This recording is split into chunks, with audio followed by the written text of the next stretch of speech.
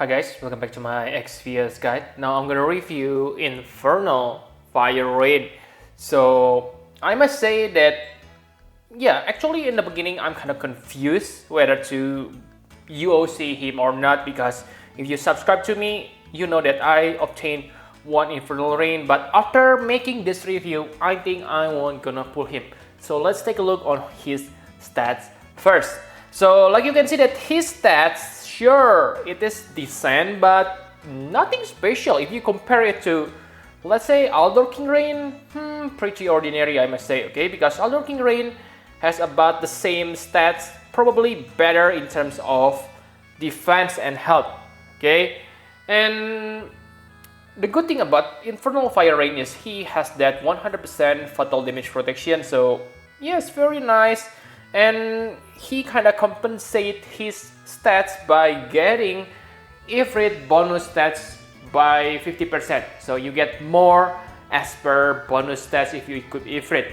But the problem here is if you fight the enemy who deal ice damage, okay, I think if you fight against that type of enemies, you don't want to equip Ifrit. But maybe that's kind of rare situation, so I can ignore that, okay? And the good thing about him is he has Beast and Plant Killer, okay? And like you know, Ifrit also has Beast and Plant Killer. So combined together, he will deal good amount of damage to those enemies. But what about his abilities? Let's take a look on them. So his abilities, I must say, it is nothing special. He is basically just true double handicap attacker, okay? He is Stardust Ray Chainer, who able to deal fire and earth damage, okay? He also able to imbue that elements, because it is really important for a true double hand character to be able to imbue himself with element. So that's a good point for him. But again, compared to Aldor King Rain, I must say this is nothing special. Remember that Aldor King Rain has access to 3 elements, okay? And another good thing is he has 100% Beast and Plant Killer buff. So that means he has 150% Beast and Plant Killer combined with Ifrit. Let's say Ifrit get, I forgot the numbers, between 75 to 120%. So he gonna deal about 200 or 300% more damage against those enemies. Okay, so that makes him really good on some niche usage. Okay, for the damage, you can see it on the screen, and yes, it is just ordinary. Only 42 times damage modifier. Again, sorry to say this again, but at work, Elric, I'm so pissed because I didn't pull you before. Really guys, even after he gets this buff, for Edward Elric, he is still better in terms of damage modifier. Okay, and sure, Fire Beast Roar deal 52 times damage, but it is cooldown move and only available every 3 turns.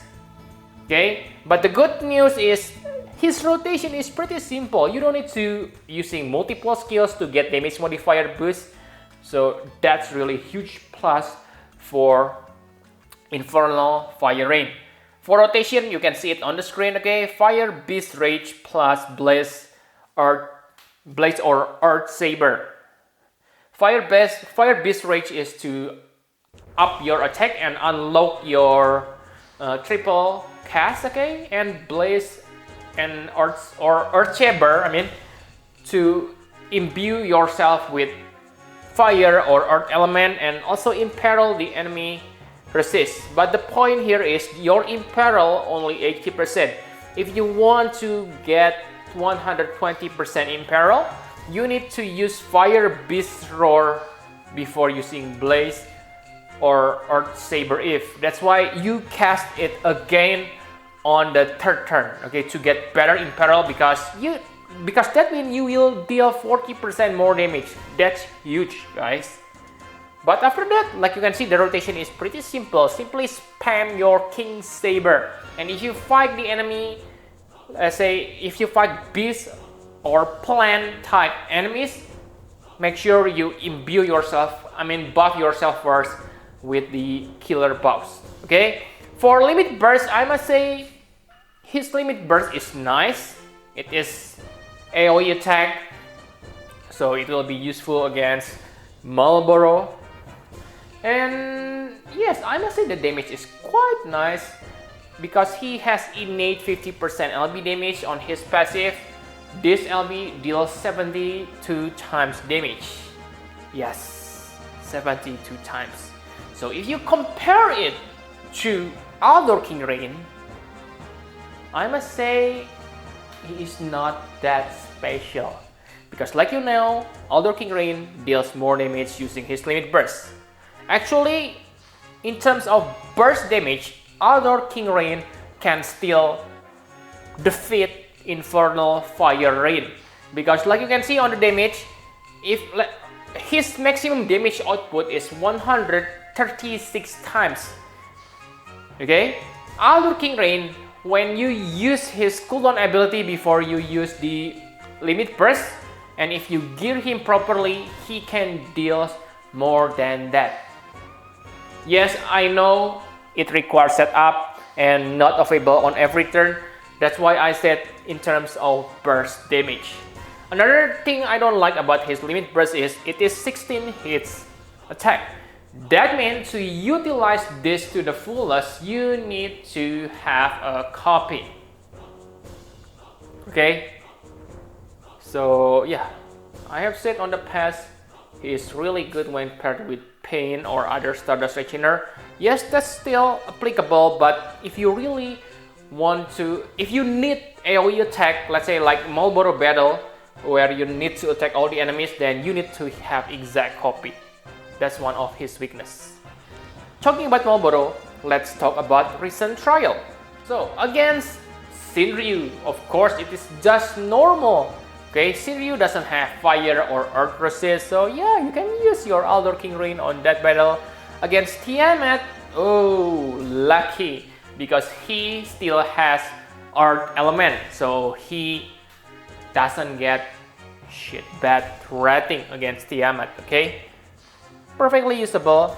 The great thing about Rain is he is great on the Marlboro battle because Marlboro is plant type, okay? So he will deal nice amount of damage to the plant, but I haven't tried this, okay? But from what I know, Marlboro, the second phase contains multiple enemies, so you kinda need AoE attacker.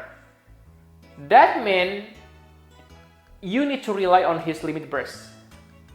Okay, that's from what I think. Okay, but yeah, definitely he is great on that Marlboro. Okay, if you can utilize his limit burst. And against Scorn of the Mad Doll, it's kind of confusing, guys, because I can say that yes, it seems that he can work on that battle, but from what I know, the Scorn of the Mad Doll is better to be handled by mage, because if you take a look on the wiki, the spirit stats is much lower than the defense. Sorry guys. Okay, so I think it's better to use magical attacker on Scorn of the Mad Doll instead of using physical attacker.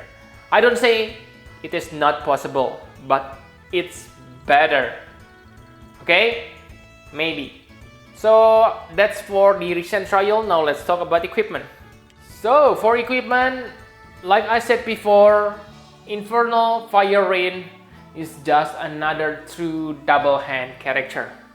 So it is pretty simple to gear him up, only need to focus on attack through double hand, etc. Limit burst is nice if you want to bring 2 Infernal Fire Rain to deal massive AoE damage, okay? And enough for equipment, my conclusion for Infernal Fire Rain. Okay, so one thing I like about him is he has simple rotation and that's it.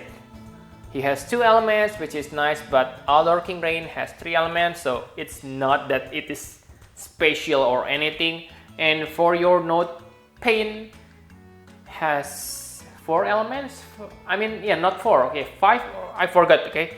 Basically, pain has more elemental selection, okay. And pain, the bad thing about pain is she doesn't have Infernal, and that's the weakness of pain, okay. Pain is quite good character, okay, but she is just power creep too fast. Bad moves, Gumi.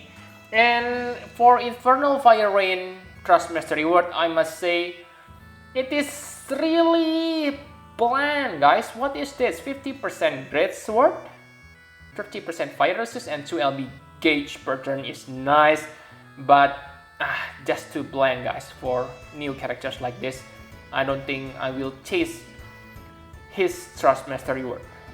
For STMR, it is quite decent though. 54 attack, one of the highest on the game. You also get decent 50% boost and imbued with Fire Beast Mic, which gonna increase your stats further. Nice, but his Trust Mastery Word not nice. And I think that's all you need to know about Infernal Fire Rain. So I have decided I won't use my UOC to pull for his Prism. Yeah, I think I'm gonna use my UOC for my Draconian Princess Fina. So yep, I think that's all you need to know. Thank you very much for watching. Please hit the like button and subscribe to my channel for more Final Fantasy Private CS guide. Bye bye guys!